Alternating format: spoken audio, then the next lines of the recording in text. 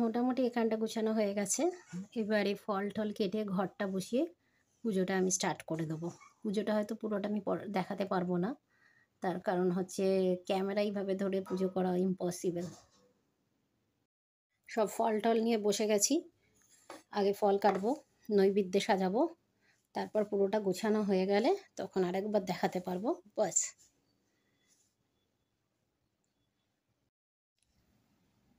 ফল কাটা হয়ে গেছে, ফলগুলো কেটে ফেলেছি। এদিকে নৈবেদ্যে সাজানো হয়ে গেছে, এদিকে মিষ্টি সাজানো হয়ে গেছে। আর এগুলো সবাইকে দেব ফল। 3টে থালাতে সব ফল তুলে তুলে দেব। শুধু গোপালকে তো দিলে হলো না, সবাইকেই দিতে হবে। তাই জন্য ভাগে ভাগে সব রেখে দিয়েছি।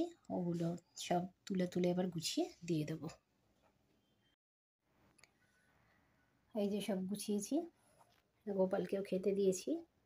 এবার তুলসী পাতা, গোপালের খাবারে তো তুলসী পাতা মাস্ট। তুলসী পাতাগুলো সব প্রসাদের মধ্যে দিয়ে দেব। সব তুলসী পাতা দিয়ে দিয়েছি।